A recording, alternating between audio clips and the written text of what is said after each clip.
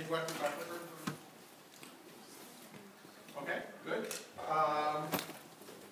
Student notes, I got a little bit behind on that, but hopefully within the next day or two I'll have all of the notes that you guys have taken posted on the website. So keep an eye, and then hopefully we'll keep up on that. And so keep an eye out for that. And if you have your note day has come and gone and you take a note, make sure you uploaded them to the Dropbox. We have some readings.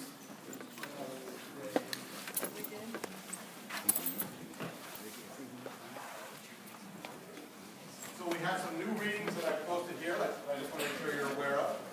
So kind of for Thursday, 2 days from now, I want you to read this chapter. This is chapter 4 of Essentials of Software Engineering. And I actually only want you to read the first half of it, sections 1 and 2. But I think there, so it's not very long. And I'll talk about, if I get to it, hopefully I'll talk about pretty much the content today, but it's a good reference, I think. And then the Agile Manifesto and principles behind the Agile Manifesto we may or may not get to today, we'll see. But those are quite short, web pages, what I want you to read over here, okay? And then I posted it now, but it's not due until Tuesday of next week, is the Mythical Man Month by the same Frederick Brooks. He sort of has two really famous articles, though he's not really good articles. But one of them is the Mythical Man Month, and one is No Silver Bullet. And those are terms that people use in software engineering because of him. And anyway, so that's the next assignment. And I mean, the next to next reading assignment. Okay, so that'll be due on Tuesday. But feel free to start with it. And then on Thursday of next week, as you know, we have a midterm. And the midterm will take the entire 80 minutes.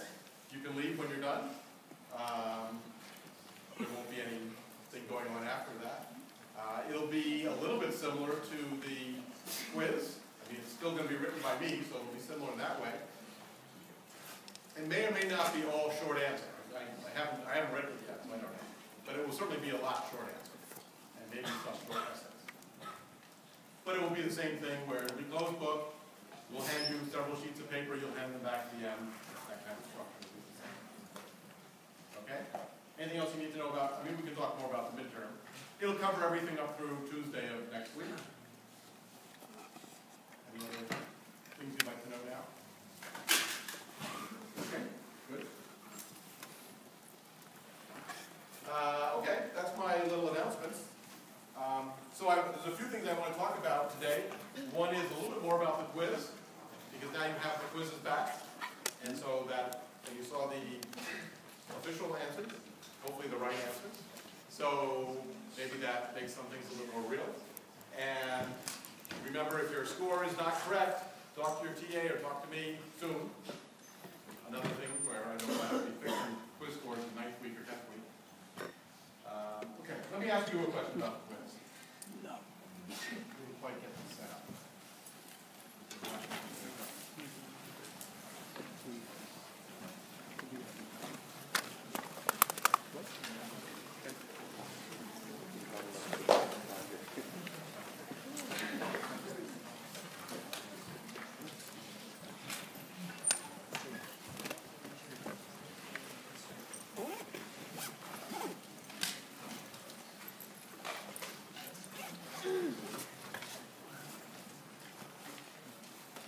Okay, this should seem familiar.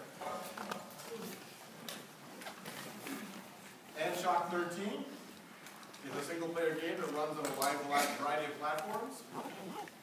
Modules such as Tank, Tundra, and Tun keep track of the state of the game objects and determine how these objects react to changes. Other game modules support 2D, 3D, and sound-based user interfaces, as well as a variety of input devices, including touchscreens, Wii's, and electric piano keyboards. That was like a good game, right? So the question is, what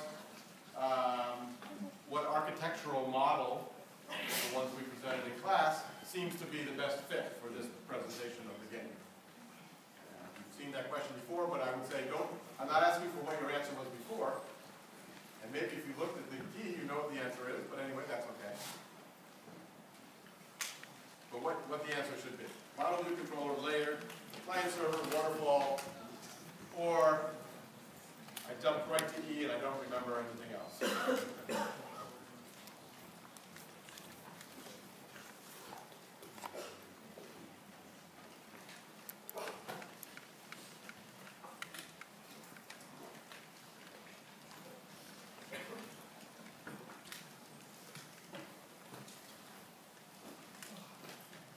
Okay, that's 175, 176. Come on, slow folks. Okay, we'll stop. Okay, so, oh good, model view control. Okay, so that's my answer too. And let me justify that, and let's talk about it a little bit.